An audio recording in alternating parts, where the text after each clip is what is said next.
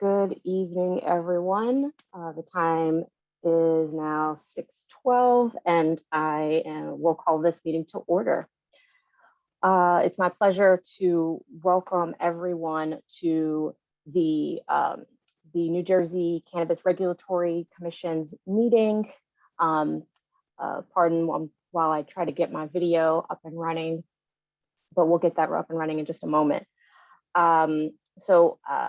As we always do, I want to begin by reminding everyone that you can submit public comments to the commission during and after this meeting in writing via our website, www.nj.gov/cannabis.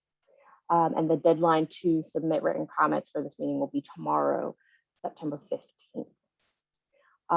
So with that, Ms. Hogan, please read the notice of the public meeting. Will do. Madam Chairwoman, this is a meeting of the New Jersey Cannabis Regulatory Commission. Adequate notice of this meeting has been provided in accordance with the Senator Byron M. Baer Open Public Meetings Act.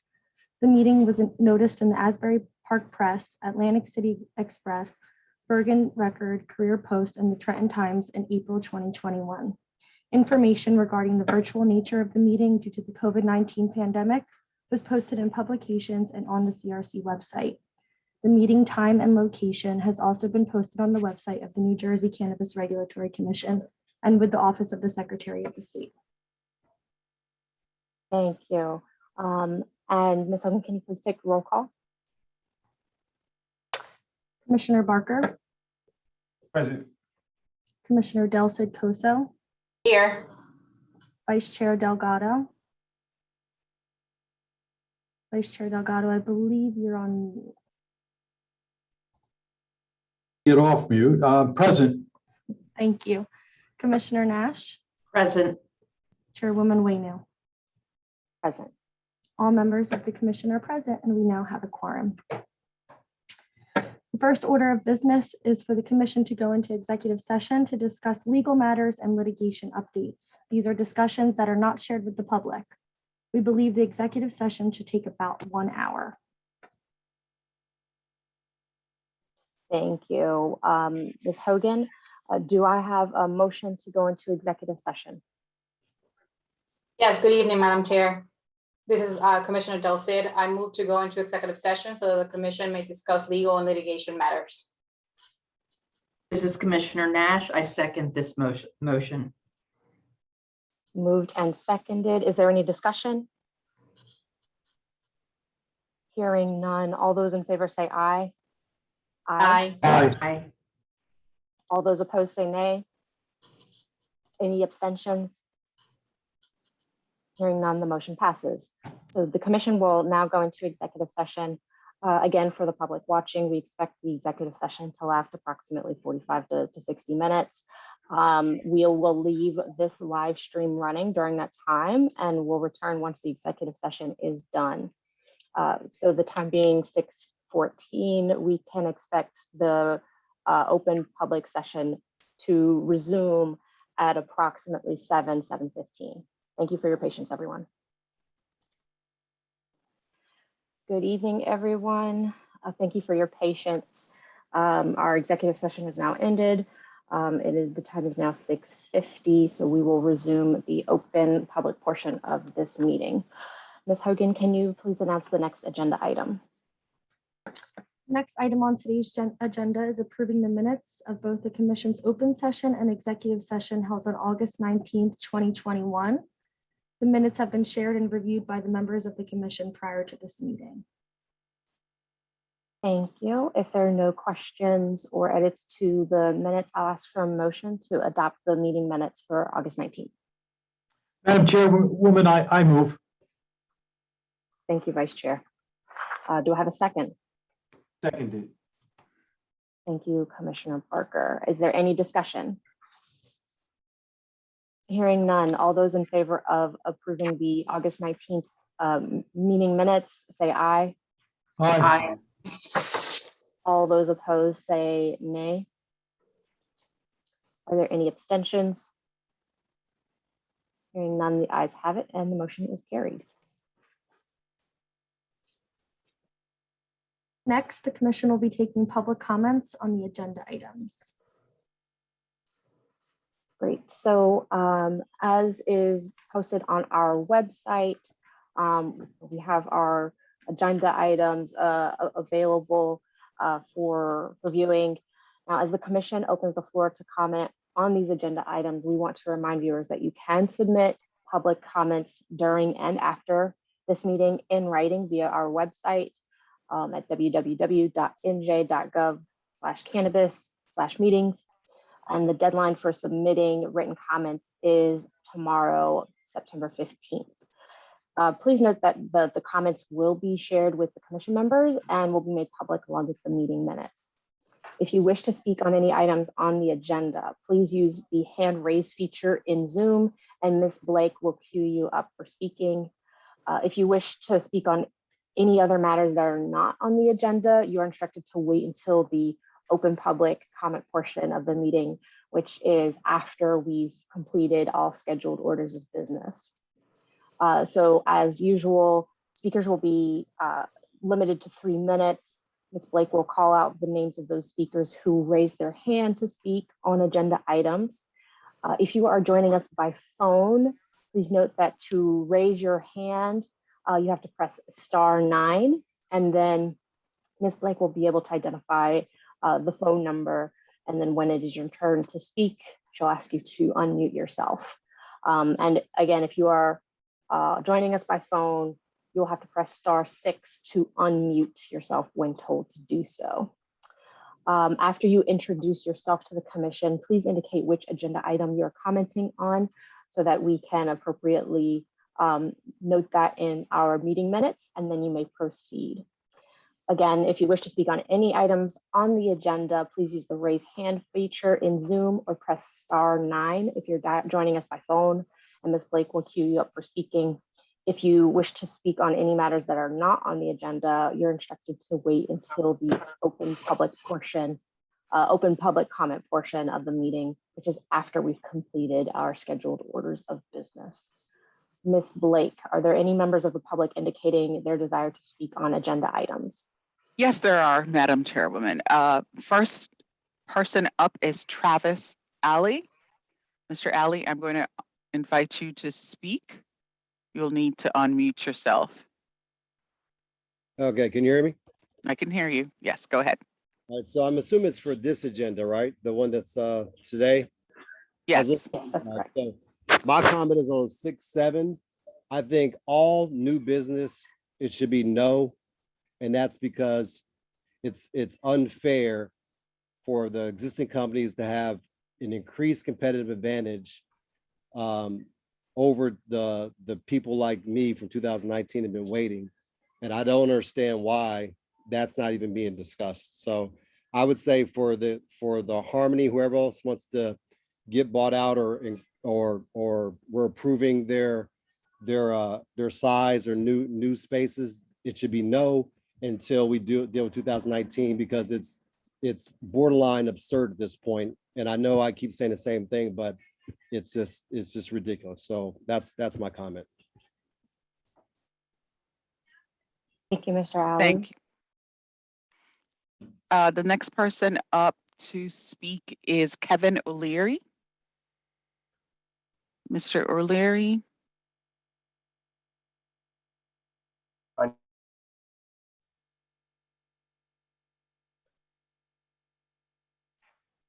Mr. O'Leary?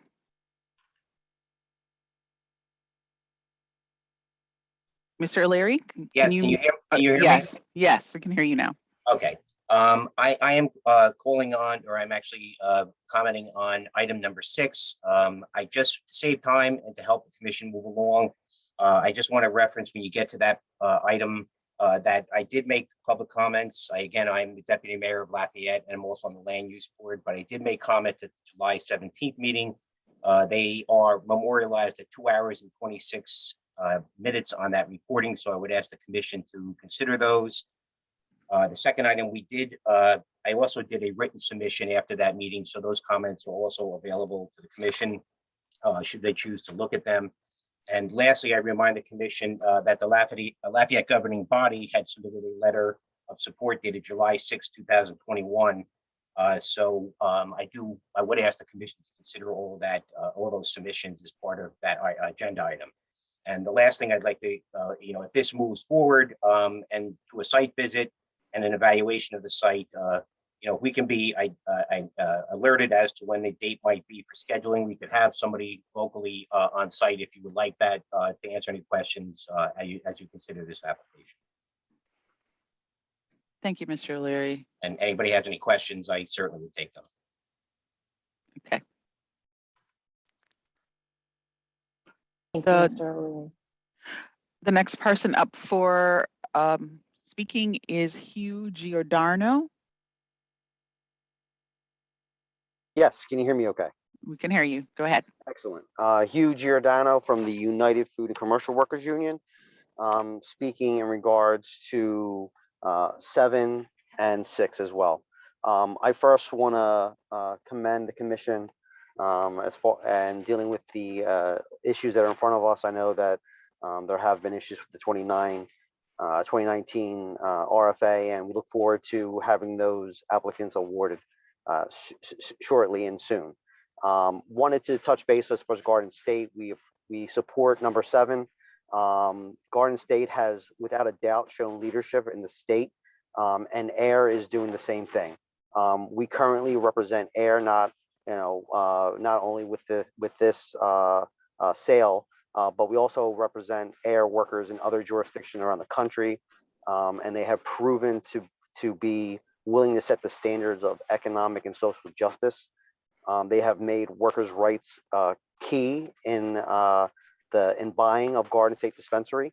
They have agreed to work with the UFCW and to not only keep the existing workforce and the collective bargaining agreement, but we look forward to working with them in the future to strengthen that collective bargaining agreement and continuing the leadership that Garden State has done for workers' rights in being the first dispensary and cultivation site in the medical world in New Jersey to unionize and to treat the workers with dignity and respect.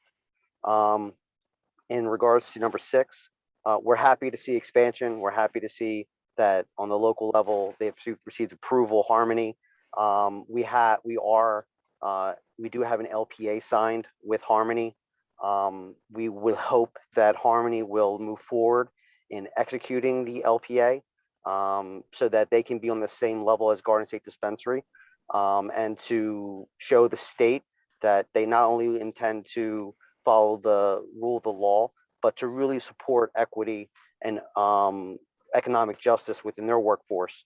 We're looking forward to doing the next steps in the LPA, and we hope that the commission in making decisions will look at standings of LPA and the enforcement of LPAs so that we can get to a collective bargaining agreement and get to the point to where these workers can have social justice. And we hope that the commission, along with Harmony, will take the next steps going forward to do so. And once again, I want to thank the commission for their hard work and want to thank Garden State, even though they will no longer be here. The spirit will live on with Ayr, and we look forward to that partnership as well. Thank you. Thank you, Mr. Giordano. Next up is M. Watkins.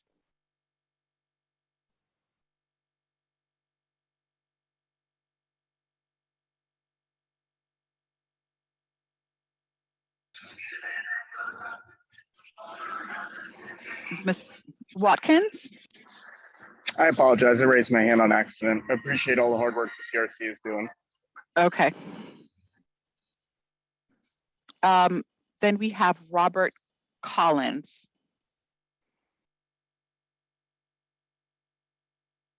Mr. Collins? Hello? Hello. Go ahead, Mr. Collins.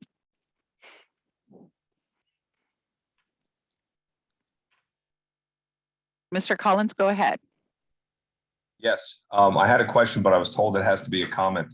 My comment is this. I don't understand why the commission is voting to expand the existing licenses when we have applications from 2019 that are still pending. I believe they should be given some say here and be issued their license. It's been over 2 years, and that's basically my comment. Thank you. Thank you, Mr. Collins. Igor Hutchum? Hi. Yes, we can hear you. Go ahead. Hi. Well, first and foremost, thank you for giving us New Jersey residents a chance to be involved with the personal use cannabis industry. Your hard work is really shown in the past half a year of writing the bill and getting everything on board. I just wanted to comment on the some new businesses that have popped up this year since recreational has become legal. Mr. Hutchum, I'm sorry, but is this about one of the agenda items? There will be a public, an open session at the end after the items have been discussed. Okay, I'll wait till the end then. Okay, it's about the thank you. gifting. No problem. Darren Chandler. Yeah, how you doing? Yeah, I don't think we should be talking about these agenda items. So I vote no to speak on these agenda items. We need to be discussing the 2019 results. The CRC stated that was their top 2 priorities were releasing the regulations for the adult use and the 2019 RFA awards. That's all. Thank you, Mr. Chandler. David Fader. Yes, hello. Hello. Thank you for having this meeting. Thank you for giving us a chance to comment on the topics that on the agenda for tonight. I'm going to sound like a little bit of a broken record here, but I think it's critical that the CRC puts on the agenda the 2019 applications. If they're not going to be releasing them, at least address what the holdup is, what the status is. To address this is critical. People are spending money on rents that they can't possibly afford ongoing forever. We need to have a timeline. We need to have some sort of understanding of what the program is looking like for the applicants that have been sitting here waiting. It's crazy to be able to be moving forward with expanding the program for some applicants, some of the businesses that have been issued their licenses, but while simultaneously keeping all the applicants, over 100 applicants on ice. That's all. I really appreciate all the work you guys have been doing. I really do hope that we can find a resolution to this soon. Thank you, Mr. Feder. Gary Dinmore.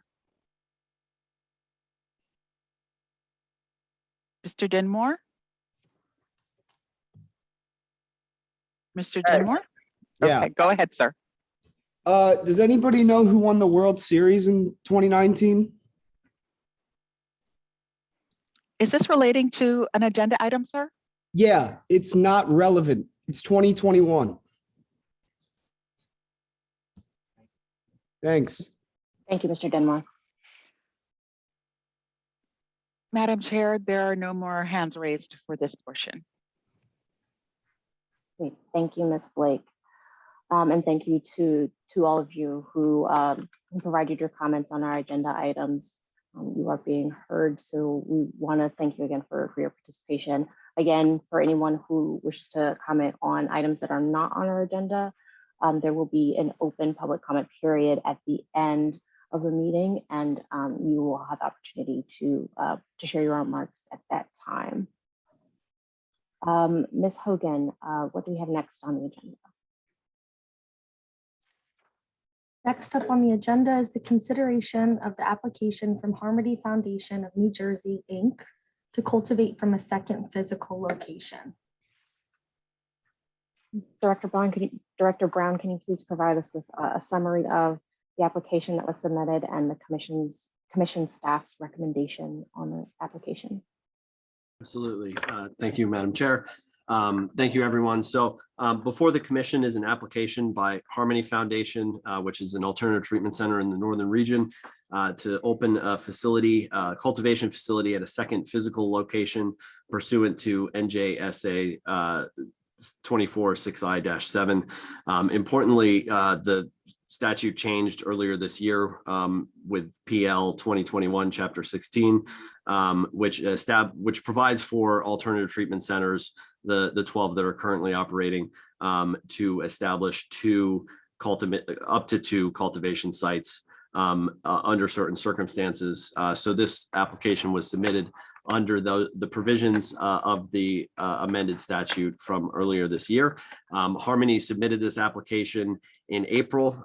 It underwent consistent review from our staff, looking at vetting it against the regulatory requirements at NJAC 864-10-1 and NJAC 864-10-2, which covers the rules and regulations as to how alternative treatment centers can cultivate cannabis, medical cannabis. Again, Harmony originally notified the department of its intention to move forward with this when we were the Department of Health in late 2019, filed that application with us in April, amended it over the summer. The Office of Compliance and Licensing has done a review of the application, review of existing financial sources. We have conducted site visits to assess regulatory readiness and compliance at the actual site. And based on that review and in accordance with the authorities and requirements as outlined previously, it is my recommendation and that of the staff of the commission compliance staff that the Cannabis Regulatory Commission approve Harmony for permitting to cultivate medical cannabis at the Lafayette site. Thank you, Director Brown. Do I hear a motion on this matter? Madam Chair, I move to approve the application from Harmony Foundation for permitting of an expanded cultivation site. I second this motion. Moved by Commissioner Del Cid and seconded by Commissioner Nash. Is there any discussion? Hearing no discussion, Ms. Hogan, can you please call vote? Commissioner Barker, Aye. Commissioner Del Cid Coso, Yes. Vice Chair Delgado, Yes. Commissioner Nash, Aye. Chairwoman Waynu. Yes. The resolution passes. Next on the agenda is the consideration of the application to transfer 100% ownership interest from Strategic Healthcare, Elk Spring, and James J. Ellick to Ayr Wellness, Inc. through CSAC Acquisition New Jersey Corp. Director Brown, can you please provide a summary of the application that's submitted? Absolutely. Thank you, Madam Chair. So before the commission is an application by GSD NJ LLC and Ayr Wellness Incorporated for Ayr Wellness Incorporated via CSAC Acquisition NJ Corp to receive 100% of the membership ownership in GSD NJ LLC, which is a current permit holder in the central region. They operate one cultivation site and 3 dispensaries. Consistent with the rules at NJAC 864 and statutes at NJ SA 24-6I-7, the Cannabis Regulatory Commission staff have reviewed this application. The appropriate members of the team at Ayr, who will be responsible for the New Jersey operation, have undergone criminal history background checks. There's been an investigation into their backgrounds and into all the factors at NJAC 864-72 that we look at in these types of applications. And based on the review by commission staff, Ayr and their staff have complied with everything we asked for. And we have uncovered only one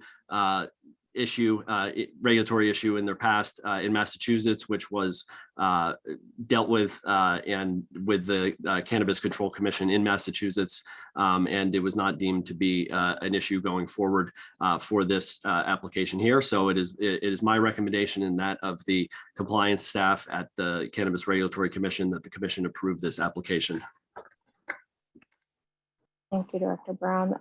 Do I hear a motion on to adopt the resolution concerning the transfer of ownership interest? Yes, Madam Chairwoman, I move to approve the application to transfer 100% ownership interests of the Garden State Dispensary, New Jersey to Ayr Wellness Incorporated. Thank you, Vice Chair. Do I have a second? I second the motion, Madam Chair. Thank you, Commissioner Del Cid. Is there any discussion on this matter? Hearing none, Ms. Hogan, can you please call the vote? Commissioner Barker, Nay. Commissioner Del Cid Coso, Yes. Vice Chair Delgado, Yes. Commissioner Nash, Aye. Chairwoman Wayno. Yes. The resolution passes. The next item on today's agenda is consideration of the Executive Director's delegating spending authority for state contracted goods and services and emergencies.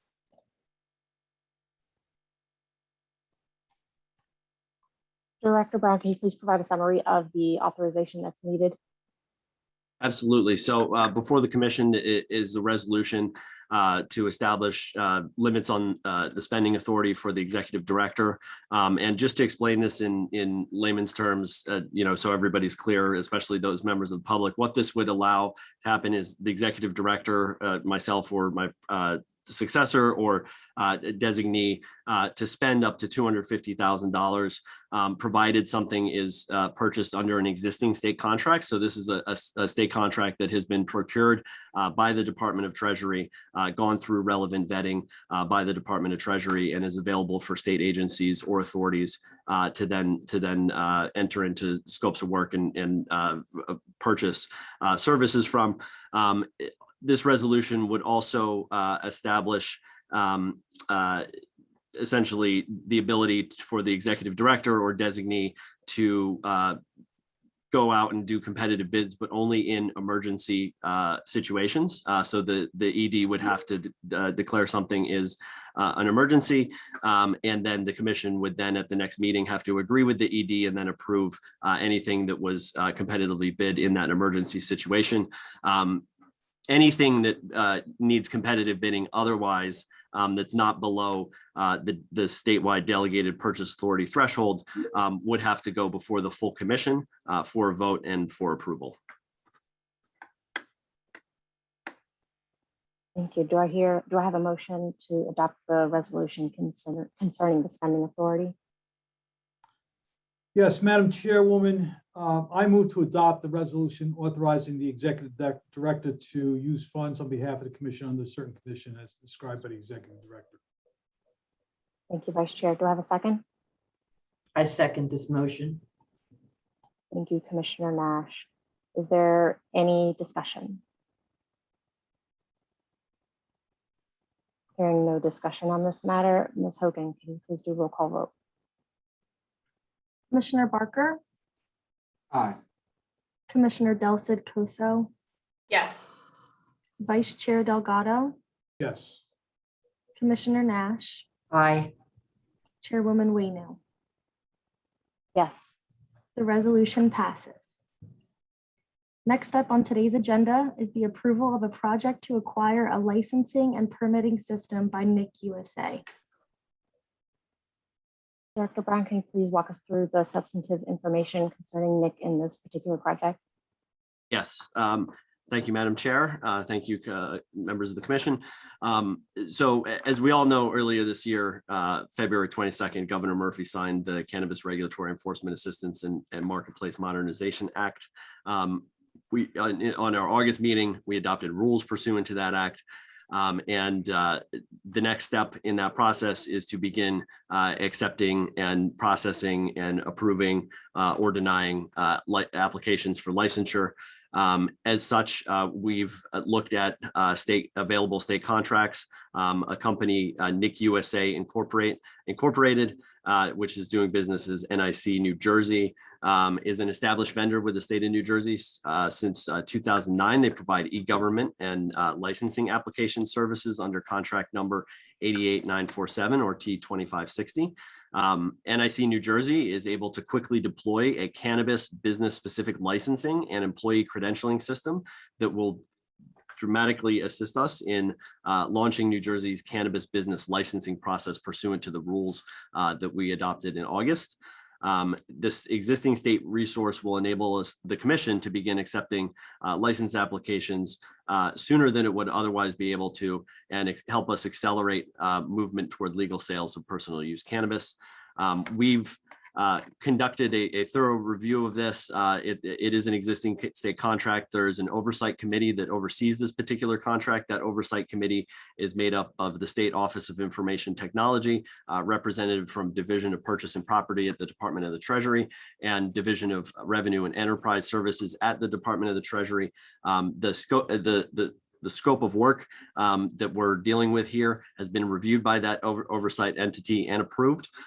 It would allow us to move forward with a cannabis business specific licensing system that would be self-funded, meaning it would be paid for out of the fees that we would collect. So it wouldn't be additional fees for cannabis businesses or employees that are to be credentialed. Essentially, it would be paid for out of the fees that we would collect pursuant to the rules we adopted in August.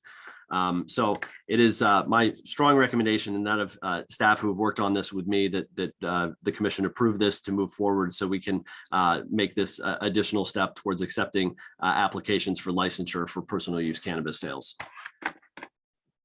Thank you. Do I have a motion to adopt the resolution concerning approval of the project? Commissioner Barker, I see you're speaking, but I think you're still on mute. Yeah, I was muted there. My apologies, Madam Chairwoman. I do move to adopt the resolution approving the project for NIC USA to provide self-funded licensing and permitting software services. Do I have a second? I second, Madam Chairwoman. This is an important piece of our infrastructure to move forward.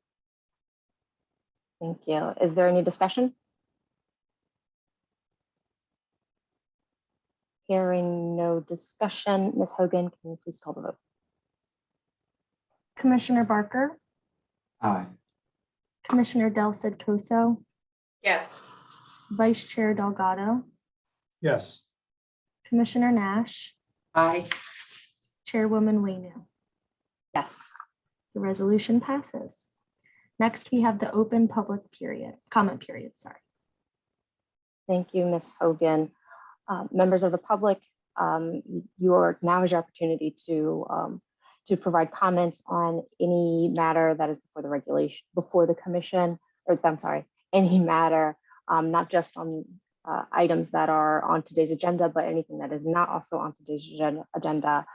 Now, you can submit comments during and after this meeting in writing via our website. Again, that website is www.nj.gov/cannabis/meetings. The deadline for submitting those written comments is tomorrow, September 15th. And any comments, written comments, will be shared with the commission members and will be made public along with the meeting minutes. We'll hear from those individuals who have signed up to speak in the order that they signed up. As usual, each speaker is limited to 3 minutes. So please be mindful of this time limit and be concise with your comments. Please note also that the public comment period is meant to give members of the public an opportunity to address the commission about matters that the commission should be aware of. It is not a place for people to simply market or advertise their own private businesses. So please keep your remarks focused on matters that pertain to the commission's work or items that the commission should be aware of. Ms. Blake will call out the names of individual speakers 5 at a time. So when it is your turn to speak, she will ask you to unmute yourself. If you are dialing in on the phone, you will press *6 to unmute yourself when told to do so. Now, as usual, in order for our staff to unmute individuals who have signed up to speak, your full name or your phone number as it appears on Zoom must match the name or phone number you used to register to speak. Please be sure that your name matches the name you used to sign up. If you need to change your name on the Zoom platform, exit the Zoom meeting and immediately relaunch the meeting by going back and clicking on the Zoom link, which should prompt you to enter your name. If you are joining us by phone, the phone from which you are calling must match the number used to sign up. We will not be able to correctly identify that you are a speaker if your name or phone number does not match what you used to sign up. We have over 350 individuals here, and we just simply do not have the ability to play the guessing game. So please make sure that your name matches what, matches what you used to sign up with. And please keep your comments focused on the commission's work or information that the commission should be aware of. Again, this is not a place for people to advertise their own private businesses. And with that, I will let Ms. Blake call out the first speakers. Good evening again, everyone. The first 5 are Jason Lisi, Kristen Haas, Dr. Monique Hamilton, Chirali Patel, and Lonnie Ephraim. If you are present, please raise your hand in the app. It is again Jason Lisi, Kristen Haas, Dr. Monique Hamilton, Chirali Patel, and Lonnie Ephraim. I see Dr. Hamilton.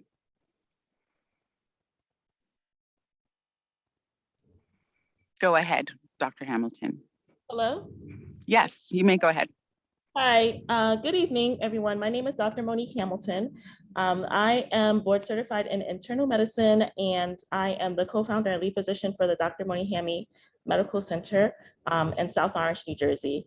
I just wanted to talk some more about the medical marijuana program and the importance of making sure that health equity is addressed as well. There are several qualifying conditions currently under the New Jersey Medical Marijuana Program that allows patients to use medical marijuana as an alternative treatment. And I just want to make sure that the commission is committed to allowing patients to be able to establish the bona fide relationship with a physician, which is necessary and important because, like with any type of treatment or treatment plan, when you're under a doctor's care, you're not just given medications and then you're told to follow up 1 year later.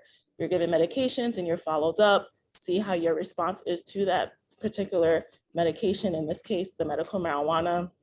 Make sure that you're tolerating it well, not having any adverse effects, and also being able to achieve the treatment goal. So in order to ensure that relationship is occurring and truly genuine, I think, requiring the patients to be evaluated by a New Jersey medical marijuana registered physician is necessary and should be enforced. There are companies that try to circumvent this when providing certifications for patients. So I believe that there should be a program or restrictions established so that we can be sure that patients are getting adequate care. That's Dr. my Hamilton. Thank you, Dr. Hamilton. If you have additional information about particular individuals who you think may be jeopardizing public health by engaging in unauthorized practices, please reach out to us. You can go to our website under the About CRC tab. There's a contact us page, and please share any information that you have so that we can make sure that we are keeping patients safe and keeping them in the regulated space. Okay, thank you. I will do that. I'm not seeing Jason Lisi, Kristen Haas, Chirali Patel, or Lonnie Ephraim. So I'm going to move on to the next 5. Raphael Richter, Orville McNally, Antonius Agelink, Avery Stubbs, and Charles Gormley. Raphael Richter, Orville McNally, Antonius Agelink, Avery Stubbs, and Charles Gormley. If any of those individuals are here, please raise your hand. I'm not seeing any of those individuals, so I will go to the next 5. Ray Persia, Lindsay Lofton, Zach Katzen, Marcus James, and Jake DeLuca. Ray Persia, Lindsay Lofton, Zach Katzen, Marcus James, and Jake DeLuca. I see Marcus James. Mr. James, go ahead. Hey, how's everybody? My name is Marcus James. Some know as Panda. From Star Power, with Designer Cannabis Group. From New York. Recently come to Jersey. I've always been here though my whole life, but you know, I'm mostly in New York. There's just, you know, I just hope that there's real equity. That's all. Just came to put that comment in there. I know a lot of people are thinking that your last meeting, there was a girl named Ami Katali, and she said that the equity needs to be ongoing. And like, out of everything I've heard from these Zoom meetings, that's like what stuck with me the most, you know, because these people that are supposed to be getting this equity, like a lot of them don't have jobs or education on cannabis, and people have criminal records, and you know, these are the people you're gearing this equity to, you know, and you know, a lot of them are not going to be able to afford anything. You know, you need a lot of things. You need training, you need locations, you need employees, you need money, you need capital. And I just really hope that in the end of all this, that the equity really is ongoing. You know, I feel like, I also feel like these people that you're gearing this equity to, that they should definitely have like some type of, you know, part of the, some type of decision making. You know, I feel like these decisions are being made, and the people who they're going to affect, and, you know, the people that are going to either benefit or not benefit from these should definitely, you know, have some type of, you know, say. And a lot of states that were legalizing, they pledged that they were about equity. And, you know, we all see the numbers, you know, based on, you know, how many of these legal cannabis businesses are really run by minorities across the country. It's like, you know, this is, you know, the numbers aren't adding up. Massachusetts, come on, they don't have barely any minority involvement in the cannabis industry. And I just wanted to say that, and I hope that, you know, you guys keep going on the equity thing. That's what's important here. So thanks. Thank you. I don't see any of the 5 here, so I'm going to move to the next 5. Jack Payne, Paul Josephson, Cheryl Murray Powell, Armand Nouri, Jacob Kaufman. Jack Payne, Paul Josephson, Cheryl Murray Powell, Armand Nouri, and Jacob Kaufman. I see Cheryl Murray Powell here. Go ahead.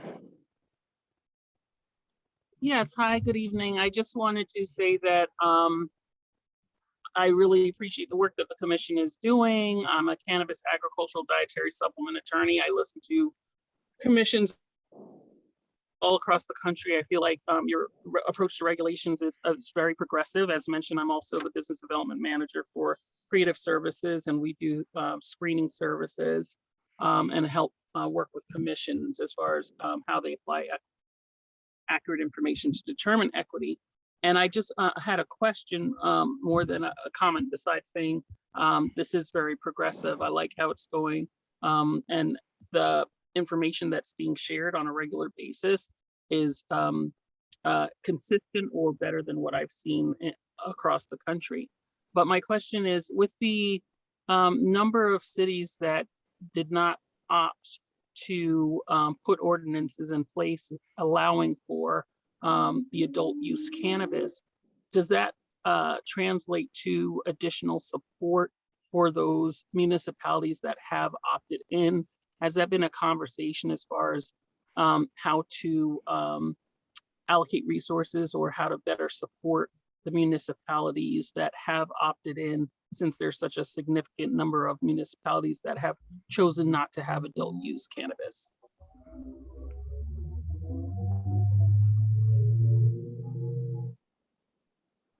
Thank you, Ms. Murray Powell. Yes, Thank you so much. We will take your question. We'll follow up with staff and have staff look into the options for the commission, and we will try to circle back with you offline. I wanted to remind everyone that your name as it appears here has to match what it is on your registration. Otherwise, we will just be guessing and we cannot do that. The name that I have here is Jack Payne. Mr. Payne, go ahead. Good evening. Thank you for giving me the opportunity to speak. My name is Jack Payne. I'm a resident of New Jersey all my life, Newark born and raised, and was a person who almost had his life ruined from cannabis. Back when I was a sophomore in high school, I was going to a high school up in Paramus, New Jersey. Unfortunately, a bad day led to one thing or another, and I experienced myself dealing with the situation of explaining as to why I needed to explain to the administration of the school why the police shouldn't come in and take me away. After conversating and such, I was expelled and went to another high school. But to begin with all that, I was very fortunate for the situation that I was in when one of my worst moments could have affected me. And I don't believe, no, it's not that I don't believe. I know a lot of people aren't as fortunate in the situation that happened to me. And I don't think, no, I do believe that the commission is going in the right step for how a lot of the pricing of these getting licenses and such are. And I know that the commission has no power of expunging records, but to point in the right direction, the commission needs to start looking at pushing social and equity programs that help the most recently expunged to the people who are still sitting in jail cells right now in the state of New Jersey of getting jobs in this field, of maybe hopefully one day opening their own businesses. But we need to look at our most recently convicted and expunged brothers and sisters in the state of New Jersey, of anybody of all colors, race, religions, or creeds. They need to be some of the first people that are offered jobs in this state. Because as the brother who mentioned it before said, that these social and equity programs need to keep going. Do not stop just because you believe that the micro licenses will help a lot of people of color and disenfranchised. The equity needs to keep on going. And so I will finish with that being my last comment. Thank you for giving me an opportunity to speak today. And it's been a pleasure to listen to everybody else's comments. Thank you. Thank you, Mr. Payne. I don't see any of the five of that grouping. So the next five are Chelsea Duffy, Brandon Chewy, Tatiana Lofton, Alexandria Alcala, Gary Dinmore.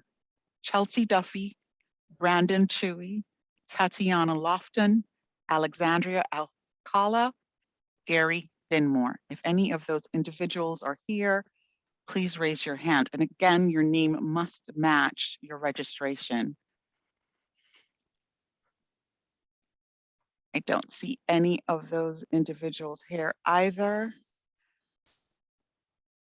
The next five: Hassan Austin, Igor Hutchium, Wayne Burini, Charles Datini Jr., Donna Johnson. Hassan Austin, Igor Hutchium, Wayne Burini, Charles Latini Jr., and Donna Johnson. Igor Hutchium, invite you to speak. Go ahead. Hi, thank you for giving me a chance to speak today. I just wanted to bring a word to the commission of some new businesses that have popped up just this year since legalization has been put in place for recreational cannabis, and it's actually gifting services that it's a little bit of a loophole, I believe, in New Jersey, where businesses can provide a gifting service or product, and also have an optional sale or gifting of cannabis. I think in the long run, this may not be the best for New Jersey. Why? Because they're not tested We don't know where the product's coming from. They don't have to take the measures that applicants will have to take, and it might be bad for business overall. So I just wanted to make that that aware for the commission. I just want to avoid a bad reputation for cannabis in New Jersey. I think we're off to a great start. I think we have everything down pat and very progressive with how we're taking it. And yeah, I've seen a lot of things in the bill that I have not seen in other states, which is very impressive. And that's it. My final comment is, may the future of cannabis prosper. Thank you very much. Thank you. Donna Johnson. Hello, Oh, go ahead. can you hear me? Yes, we can hear you. Go ahead. Okay. Thank you. My comments surround the rules as it pertains to edibles. In the final rule summary under the safety section, it reads the only edible cannabis products permitted are syrups, pills, tablets, capsules, and chewable forms. Cookies, brownies, and other edible products resembling food are prohibited. I agree that edibles should be kept out of the reach of children and pets. However, the commission should strongly reconsider excluding food resembling edibles from the legal cannabis market in New Jersey. I ask that the commission consider the following points. Some people don't have children. Children can also be attracted to pills and other small items because, as we all know, children love to put things in their mouths. The commission need not be naive to the fact that New Jersey will continue to have a large illegal and non-regulated market in the cannabis industry because edibles and foods infused with cannabis are growing in popularity. The exclusion of edibles will prevent a transparent relationship with cannabis businesses and the commission. The commission would be forfeiting additional revenue as well as limiting possible advances in the New Jersey market. The commission would be disregarding the people who use edibles as a way to enjoy the effects of cannabis while also minimizing any negative reactions from bystanders. The commission would be disregarding the people who prefer the taste and convenience of edibles over buying and preparing the cannabis to be rolled and smoked. The commission would not be allowing business owners the chance to implement proper packaging and labeling strategies to avoid adolescent attention. And the commission would not be allowing parents and guardians the chance to implement proper procedures to avoid the issue within their homes. In addition, the commission will also be blaming an adult's irresponsibility and negligence within their own homes on a legitimate business. An example would be if you were to buy a taser from Amazon and your child was to tase you themselves or a pet, would Amazon be at fault? If the commission continues to prohibit edibles, the commission would be implying that Amazon would be at fault. However, the liability would fall on the parent and or purchaser, not the supplier. The commission should also note that both alcohol and cigarettes cause more life-threatening effects than cannabis. However, an alcohol bottle has a screw top and a pack of cigarettes can be opened like a pack of gum. Thank you. Thank you, Ms. Johnson. Ms. Johnson, please feel free to submit your comments to the record. It's www.nj.gov/cannabis/meetings. Next up is Hassan Austin. Go ahead, Mr. Austin. Yes, can you hear me? Yeah, we can hear you. Go ahead. Yes, good evening. Thanks again for having me. One of the managing partners for Moving the Needle Business Development. You know, we work with a lot of the applicants, investors, and often the municipalities in that aspect and assisting that pathway into licensing. So We see a lot of things, but just very quickly, I just want to say first quick point to the municipalities. The CRC rolled back its fees to provide that greater access. Municipalities should not be requiring what, this so-called support letter fee for applicants seeking licensing. These are some of the concerns, stories that are out there about municipalities charging enormous fees that are not in line with the CRC. I think there's some new articles out there regarding that. So that's to the municipalities directly. We want to really try and limit the barriers that are out there for people who are trying to seek licensing. This should also apply to legal counsel. Retainer fees should not be what they are pre-CRC policy. I think there should be an adjustment there as well. Equally, investors should consider more of a social entrepreneurship approach when engaging the applicants and communities. This better ensures equity. As we talk about equity, this is an opportunity to really demonstrate the equity with all of these parties coming together to procure licensing. And addressing all these things together will certainly reduce the barriers to the marketplace in New Jersey, which is what, the point of emphasis is in ultimately realizing social equity. And certainly there's a lot of matters here, but I think the thread through all of this is equity. What is equity? How do we quantify equity? And I think the best way to do that is for all the parties to come together in that fashion. And really the best way to realize this real sensitive subject matter in which we all are trying to address the best way possible. Thanks again for your time. I appreciate the opportunity and continue the great work that you guys are doing over there in the CRC. Thank you very much. Next 5 names: James Decidue, Carlos Jaramillo, Todd Skatini, David Fetter, Darren Chandler Jr.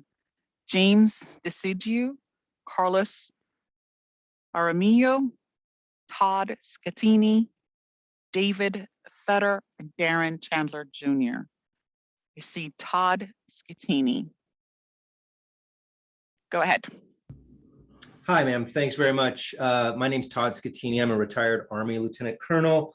I was very fortunate to spend 1 year in New Jersey at Fort Monmouth.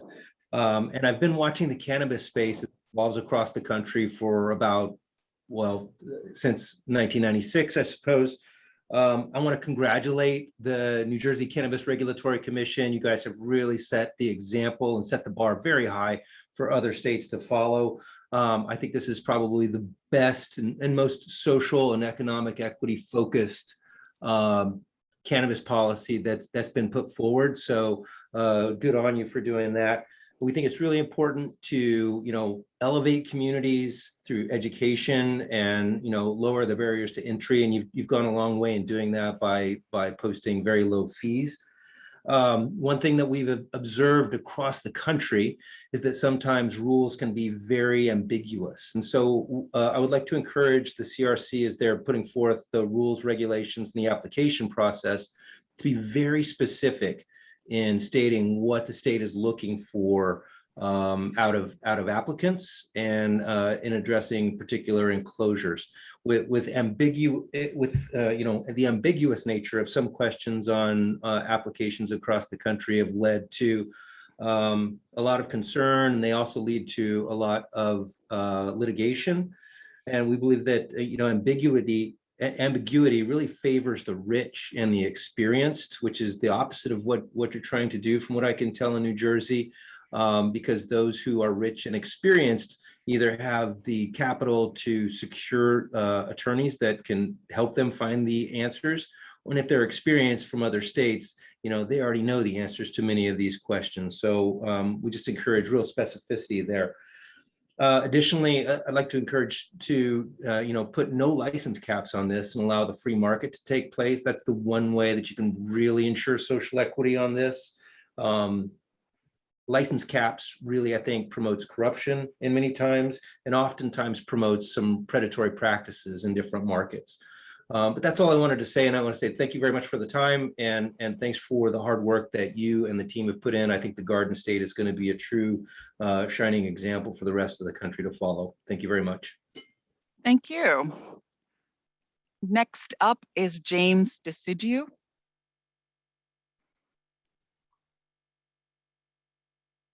Go ahead, Mr. Decidue. Hey, how are you? Can you hear me? I can hear you. Go ahead. Thank you so much for allowing me to speak. And thanks to the commission for putting together good rules for our state. I want to talk, I'm in healthcare and data science, and I want to talk about vape cartridge safety because I feel that the initiative taken to use Maryland's law right now for testing vape cartridges is good, but it will need to be better to keep people safe. I'm sure everyone remembers 2019, the vape crisis that happened because of unpreparedness. It was a completely problem that could have been solved if we had good testing measures to begin with in the regulated space. So I'm going to keep this brief and just point out things that should change. Number one is additional metals tested. Manganese should be tested. Nickel should be tested. Cobalt should be tested.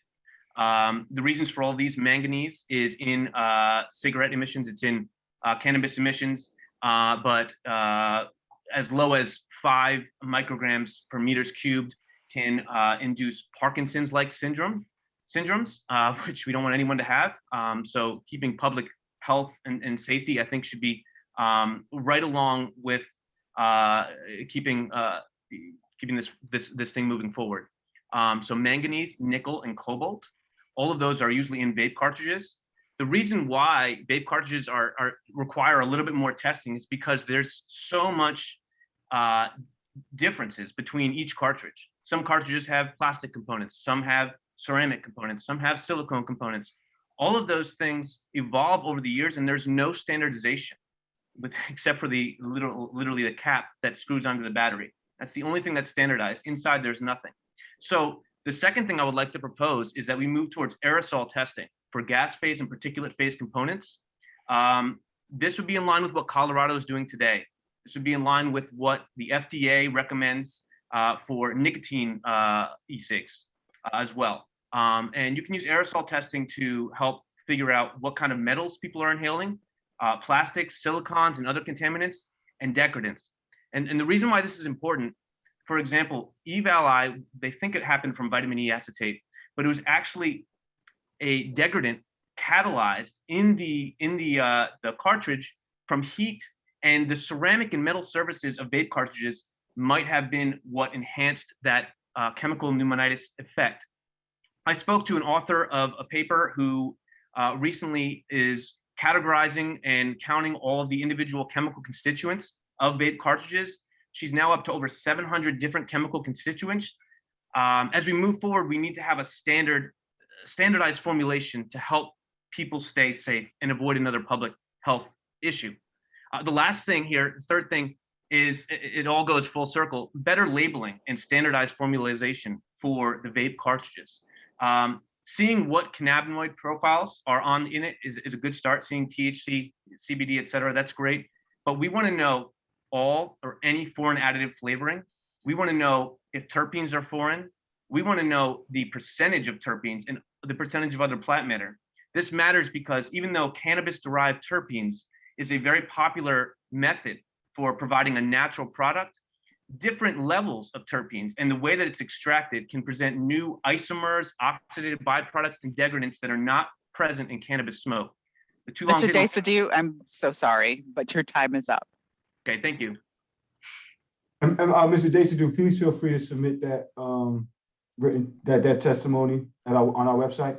Sure, thank you so much. I appreciate it. Thank you. David Fetter. Hello. Go ahead. Thank you very much for having me back on. I don't want to sound like a broken record again, but I think that the Cannabis Control Board has claimed that this program is intended to be equitable and put Jersey first. if you look at the ownership structure of most of the companies right now, most of the entities that own these medical licenses, most of them are owned by public companies, foreign companies, people that are not owned and operating in New York, certainly not social equity, far from. The 2019 round of applications have hundreds of people, 100 people, well, I think 200 some odd people, companies, excuse me, submitted applications. Amongst those, there's over 100 companies that are still awaiting the decision from the CRC as to who's going to be able to provide medical cannabis to the state. And while simultaneously expanding the existing entities, they're making it more difficult for these people to get a chance to be able to participate in the program. Sorry, I have kids in the background.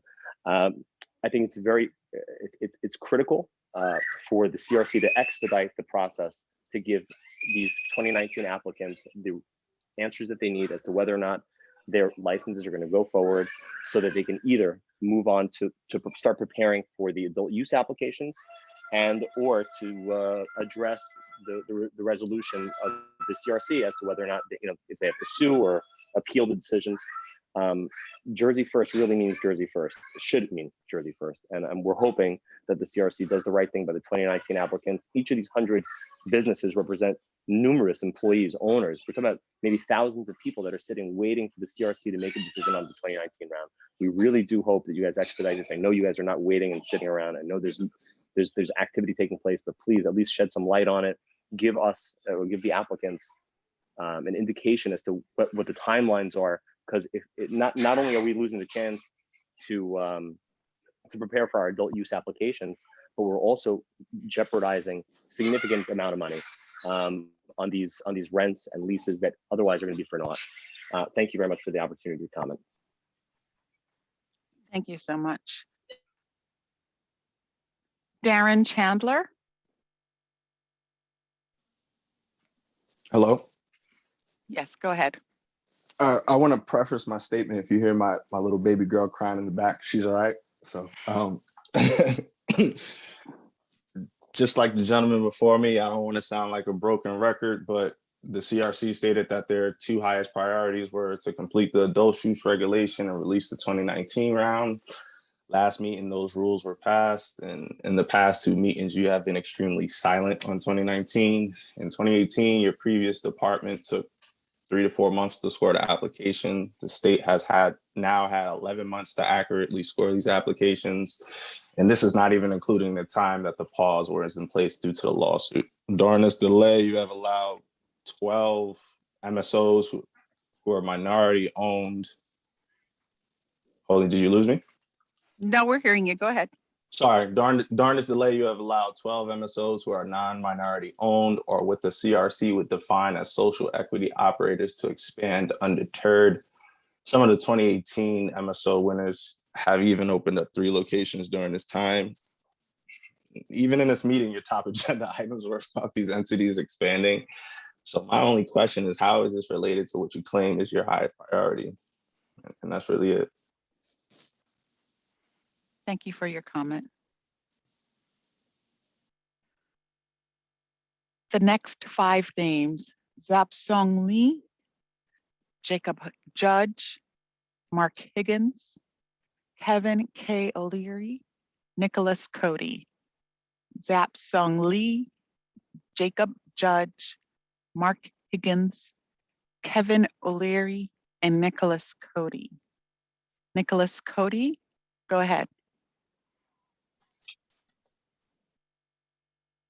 Go Hello, ahead. can you hear me? We can hear you. Go ahead. Okay, thank you. Thank you for the opportunity to speak. I'll be brief in my comment. I did want to note a discrepancy on the size limitations of a microcultivation center. So the statute does not limit the total building square footage to 2,500 square feet, but they do limit the area on which cannabis is grown to 2,500 square feet.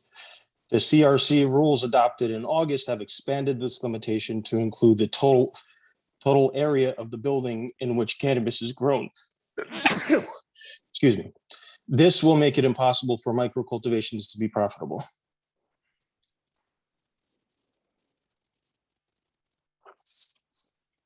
Mr. Cody? Yep, that was That was it. the end of my Okay. comment. Yes, All right. Thank you so much for commenting. thank you. This 5 again, Zapsong Lee, Jacob Judge, Kevin K. O'Leary. Seeing none of those, I will move on to the next 5. David Youssef Zadeh and Mario Rodriguez, Iana Rutherford, Colby Piper, Brian C. Cooper, Robert Collins, Iana Rutherford, Colby Piper, Brian C. Cooper, Robert Collins, and David Youssef Zada and Mark Rodriguez. I see David Youssef Zada. Go ahead, sir.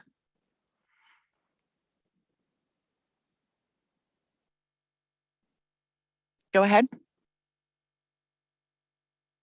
Unmute yourself and speak, sir. Excuse me. Good evening. My name is David Youssefzadeh. I am an applicant in New Jersey with my business partner, and we are applying for a manufacturing license. I'm currently a manufacturing license holder in the state of Massachusetts, and our comment and question is surrounding edibles. Knowing the regulations in New Jersey at this current time, and to kind of piggyback on the young woman's comments earlier, expanding the edible repertoire or ability is extremely important for people like myself who have an autoimmune disease and need small amounts of cannabis throughout the day, but don't want to damage our lungs by smoking and need to have something that works for us at different meal periods and in different settings.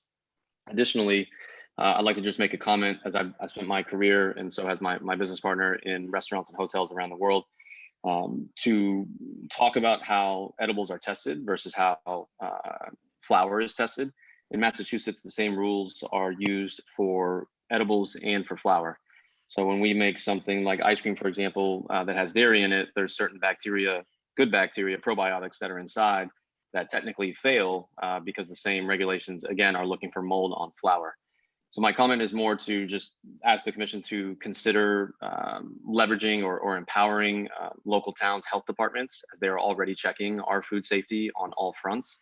And we think it's a successful way to really make sure that not just cannabinoid efficacy is in place, but also that food safety is in place, and that it's treated as a more of a wider perspective on food, not just one core testing apples and oranges under the same basis. And that's all. Thank you. Thank you. Colby Piper, go ahead. Colby Piper. Hello, can you hear me? We can hear you. Go ahead. Awesome. This is Colby Piper, broker here at Ripco Real Estate. I wanted to discuss to see if you guys will ever think about home grow. Would that ever be a discussion here with the CRC? Also about medical home grow. Also, I want to see the CRC discuss what are they going to do about the local municipality bias that is affecting multiple applicants looking to get into their town. My other thing I want to see is if the CRC can address the consumption lounge regulations and why isn't food sales allowed in the consumption lounge? I believe that you should be able to provide food, water, drinks, something else besides just straight weed.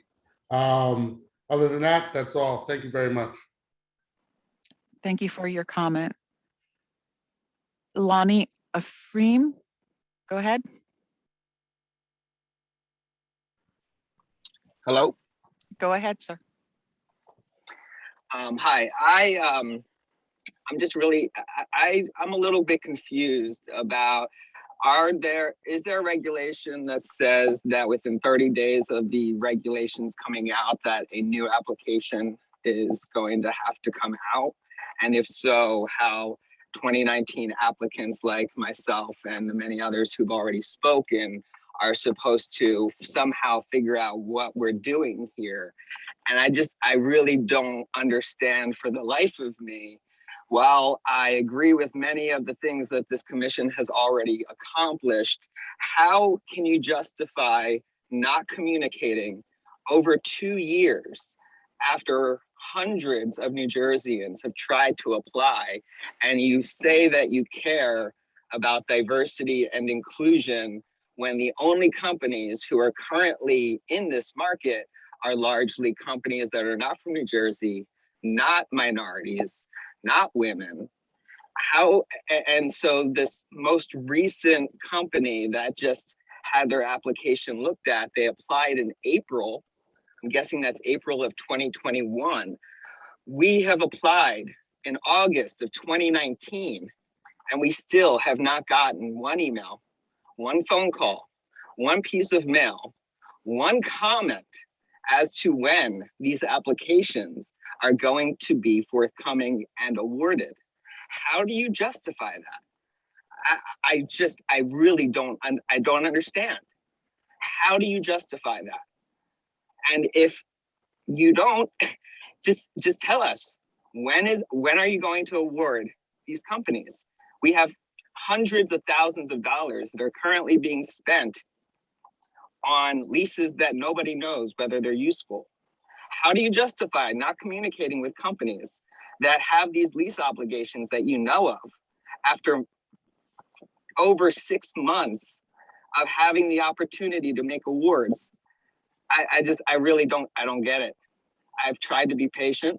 I've tried to support everything that you're doing, but this entire thing will overshadow all of your other work, because while I'm not currently looking to cultivate, there are tons of other companies who need to cultivate. You still have cultivation licenses from New Jerseyans who have not been awarded anything yet, and it'll take over 6 months for them to get anything in the ground. So the entire medical market, let alone the recreational market, is going to be pushed over a year because there will not be enough supply, because you keep pushing this without communicating once. How do you justify that?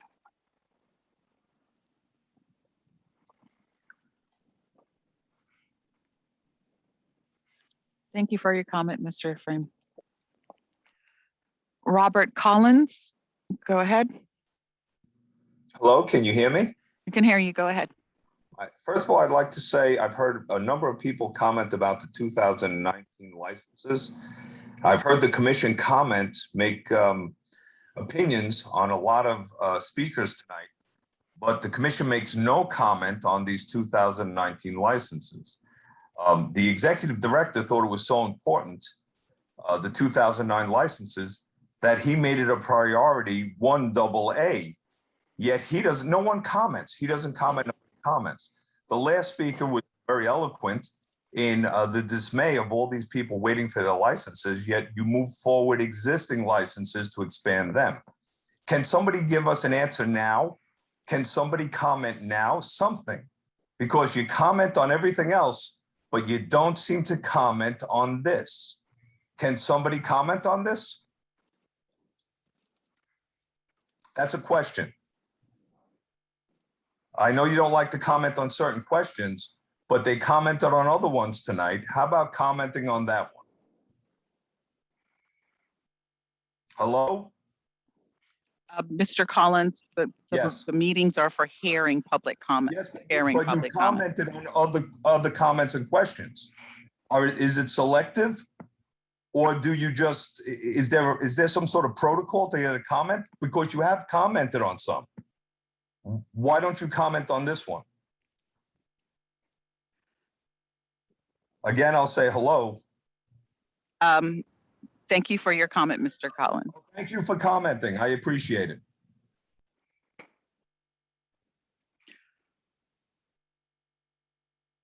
The next 5 up are Joanne Zito, Reverend Angel, Dio Williams, Aaron Streeter, Dave Christian.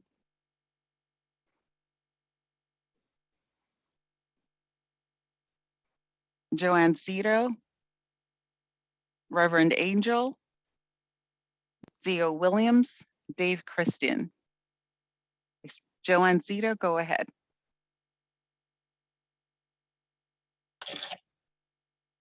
Hello, can you hear me? We can hear you. Go ahead. Okay, thank you. I would like to start by first by saying thank you for your work and engaging with the community on how to best regulate cannabis in New Jersey. I've been an activist with the Coalition for Medical Marijuana of New Jersey for roughly 7 years now. And in this role, and as someone who's suffered greatly under cannabis prohibition, I appreciate the opportunity to be heard on the matter. I've only ever been arrested for cannabis, and although simple possession disenfranchised me, it was home-growing cannabis that devastated me and my family, put us in jail, separated my family, and ultimately made me a single mom. Although not registered patients, my husband and I oftentimes used cannabis medically, spiritually, socially in place of alcohol. While I understand this CRC does not have the authority to implement a home-growing program at this time, given the reporting provisions in the CREMA Act, I'm asking the CRC to make recommendations to the legislature and the governor to pass legislation that makes home-growing legal, and that people serving time in jail or drug court rehabilitation for this in New Jersey be freed and have this conviction expunged. Right now, it's not able to be expunged. As a person harmed by prohibition like this, I'm thankful for the adoption of the equitable licensing last month. I'm also very concerned about what the price of legal cannabis will be. Another legislative issue with the CREMA Act that I hope you can advise the legislature on and take into consideration in regulating is the residency requirement for micro business licensing, which makes municipality acceptance crucial to the success of micro business licensing and fulfilling the social equity purpose of the law. I understand that was originally legislated to protect local applicants, but since the last meeting, it's been reported that nearly 70% of municipalities have opted out, leaving many of applicants concerned that they'll be left out. Many patients registered in the state's medical program now have years of experience turning their flower into usable product, and they're eager to use these skills to be a part of the industry we've helped build. So I believe there should be a place for them in it, especially when it comes to consumption lounges. Regulations should see that micro business licensing, especially with consumption lounges, is viable for equity applicants and patients seeking licenses. Also, I asked the Commission to advise municipalities on the importance of accepting these establishments to better support patients in the medical program, and also allow renters and residents of public housing to legally and safely consume cannabis. I hope this provision also finally allows sampling of products by consumers.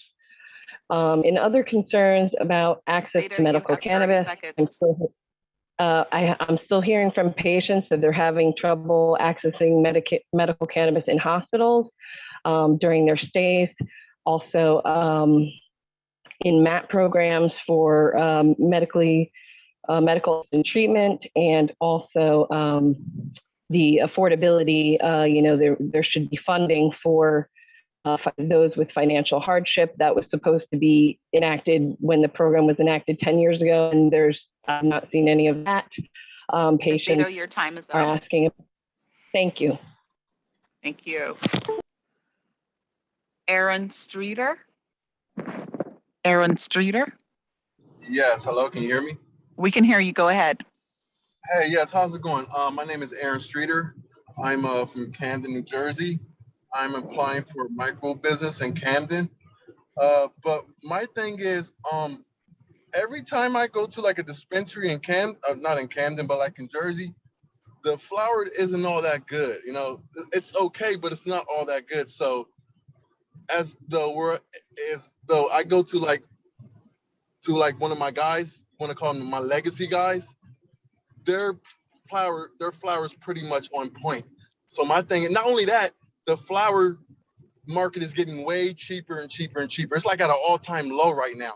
I'm hearing this from my legacy guys. So what's going to separate the legacy guys from their flowers and the farmers in New Jersey, even though their flower, like their THC is not up there all the way, like some of the street guys. So I want to know, are you guys going to do anything about that or THC level? Because, you know, it needs to be better flower in these stores. So that's all I need to say. Thank you.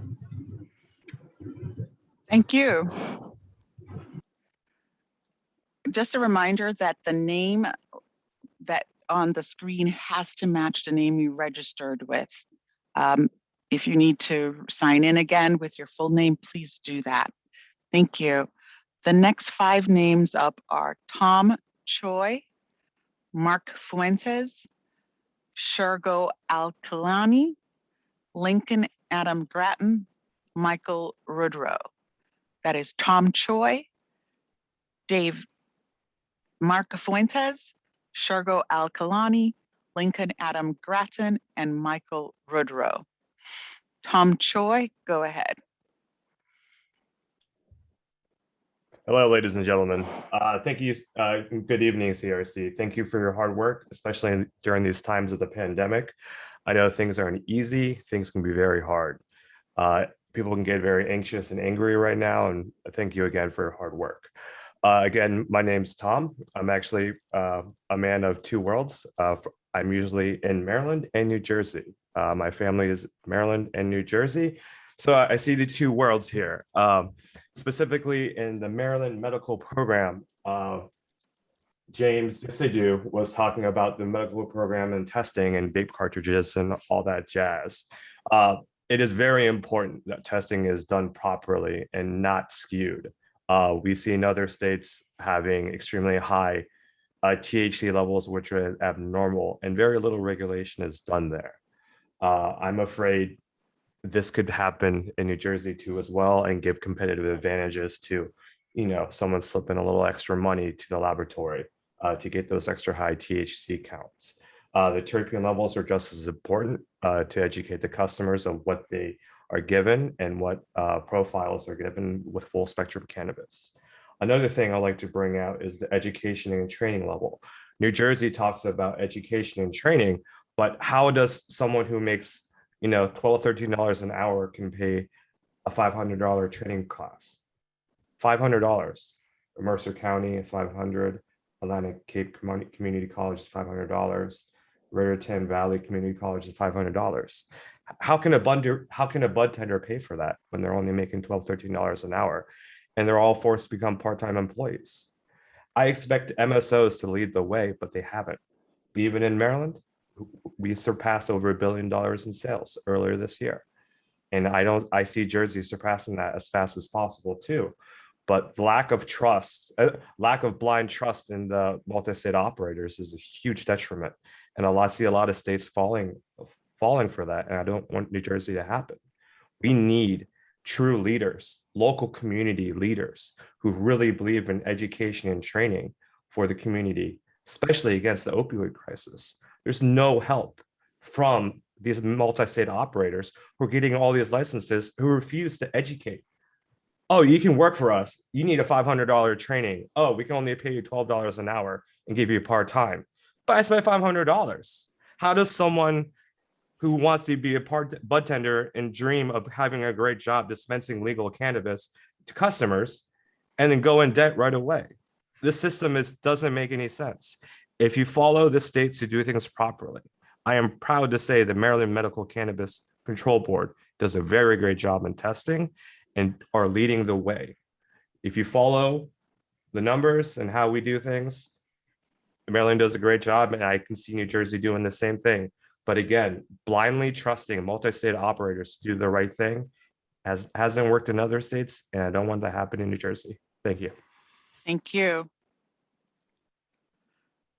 Mark Fuentes, go ahead.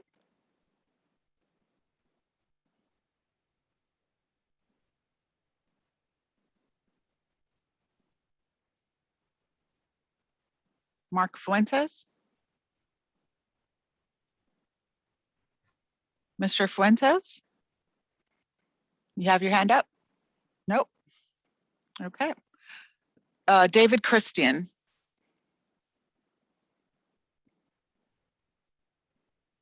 Yes, thank you, committee. I also want to thank the committee for all your hard work.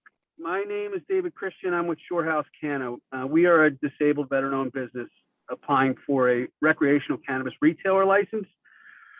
Like many other applicants, we are in the process of preparing our business plans, and that includes our financial projections for our proposed dispensary. I've read and I've heard again here tonight that there's not going to be enough flower currently being grown to supply a new recreational market in New Jersey. And so my question is to the commission, how can new applicants understand the supply situation as we develop our business plans? And will there be any CRC oversight of the distribution and pricing practices of these existing cultivators to the new businesses who aren't vertically integrated after the needs of medical patients are satisfied? Yesterday, I read an article on NJ.com from the Cannabis Education and Research Institute that was requesting the CRC provide data to the public on current cannabis production statewide and the potential capacity of existing producers. And I was wondering if the CRC is considering this. And I wanted to say that I believe that the availability and transparency of supply information is critical to the success of us new applicants as we plan, to financially weather the storm of the first 12 to 24 months of startup operations. So those are my comments. I want to thank the commission for your time and consideration. Thank you. Thank you. Mr. Fuentes, we're going to try again. Sorry about that. Can you hear me now? We can hear you. Go ahead. All right, thank you. Mark Fuentes, Latino entrepreneur here. Good evening, and thank you again for all the work you guys have done. It's greatly appreciated. I've been following and participating very closely with the developments from the CRC. One thing that I'm interested in learning more about and having some difficulty finding via the website are the delivery license fees. Have these fees been addressed internally, or can anyone provide any information regarding these fees?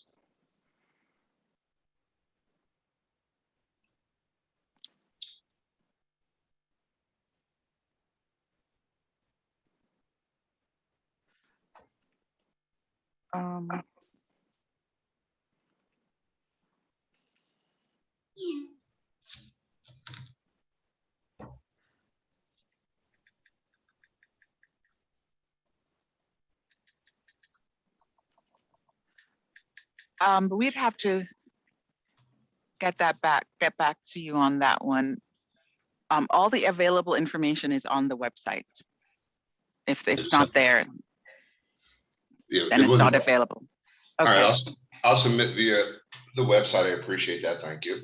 Thank you.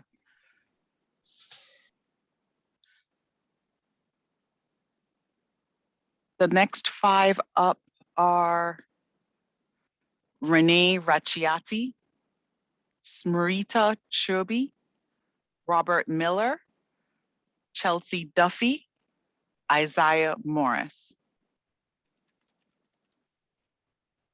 Renee Racciati, Smrita Chobi, Chelsea Duffy, and Isaiah Morris. Smrita, go ahead. Hello all, can you hear me?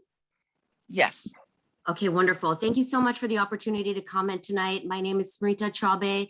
I'm an Indian American, lifelong resident of New Jersey, taking a very holistic approach to the cannabis market. My ancestors come from India and we've owned farms since 1881 where cannabis grows in the wild. So I had the privilege of seeing that cannabis can be used for a multitude of different things. Of course, recreational use and spiritual use as well as medicinal use. So I'm going to be applying for a micro business cultivation license. And just following on from what a few of the other people brought up, it would be really, really beneficial if the commission could just take a moment to think a bit further on this, the edibles. One of the most prevalent ways in ancient times that cannabis was used was in drink formats, as well as, cooked with a variety of different foods. So we really feel that with the size of the Indian American population that there is in New Jersey, we would really love to contribute, to the vibrant prosperity of this overall industry, and also be able to participate in a way that feels authentic to our tradition, and hopefully share some of those traditions with the rest of New Jersey as well. We feel that there's a lot to offer when you think about formulations of cannabis with other herbs, specifically in the food sector, and would really appreciate if we could just put a little bit more thought into that, just think through how can we create a legal market that actually caters to the needs of the consumer population here. And many of these things aren't just for recreational use, they're medicinal as well, different types of concoctions that you would drink, like tinctures, formulations, which we think are challenged by the way that edibles are currently addressed in the regulations. So thank you so much for the opportunity to speak today. That's all. Thank you. Our next five are Peter A. Brown Jr., Alpesh Patel, Bonnie Spencer, Manuel Munoz, and Hugh Giordano. Peter A. Brown Jr., Alpesh Patel, Bonnie Spencer, Manuel Munoz, Hugh Giordano. Are any of those individuals here? Please raise your hand.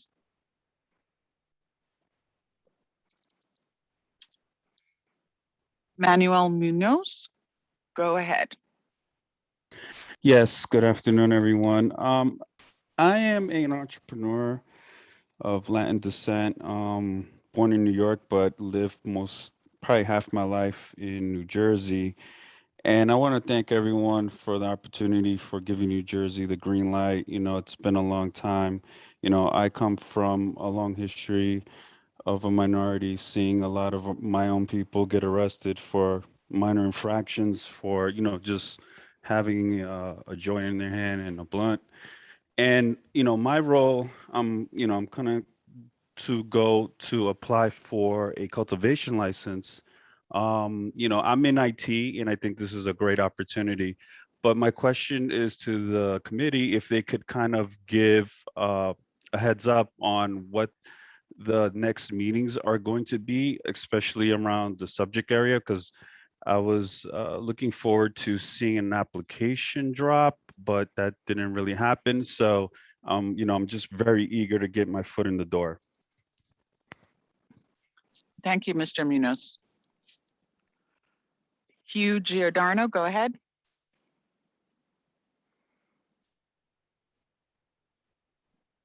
Mr. Giordano, go ahead.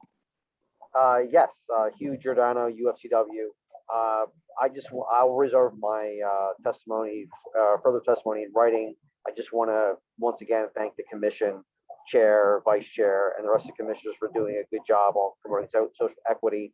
I want to put on record that the 2019 applicants, we have dealt with many of those applicants in workers and labor standards, and we look forward to the day when those applicants will have the opportunity to create good jobs here in New Jersey. And I thank you for your hard work. There's a lot going on. And to all the business administration, Director Brown, and all the folks behind the scenes, thank you as well. The UFCW supports all the workers at the commission too, and we support. Thank you for your hard work. Have a nice night. Thank you. Khaled Madden.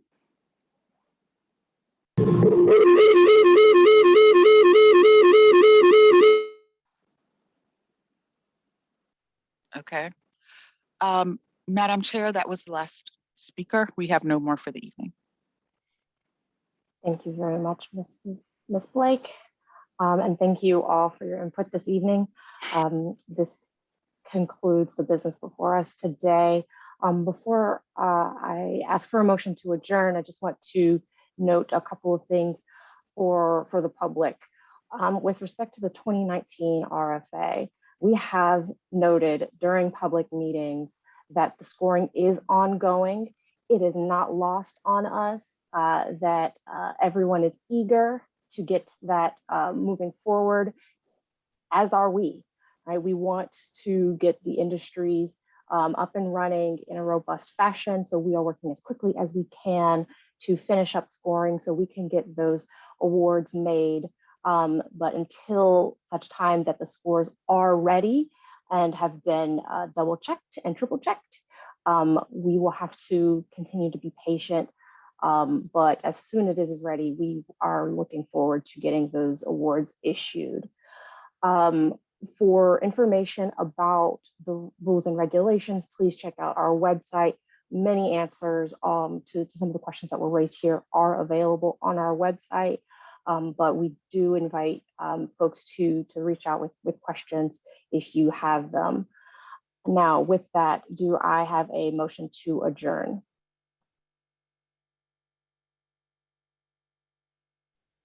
Do I hear a motion? So moved, Madam Chair. So moved, Madam Chairwoman. Thank you, Commissioner. Vice. Thank you, Vice Chair. Do I have a second? Seconded. Thank you, Commissioner Barker. Moved and seconded. Is there any discussion? Hearing none, all those in favor of adjourning say aye. Aye. Aye. Aye. All those opposed say nay. Any abstentions? Hearing none, the motion passes. Thank you all for joining today's meeting. Please visit our website to view the regular meeting schedule for the rest of the year. Agendas will be posted for each meeting ahead of time, and our meetings will continue to be conducted virtually until further notice. The time is now 8:27, and we are now adjourned. Have a good evening, everyone.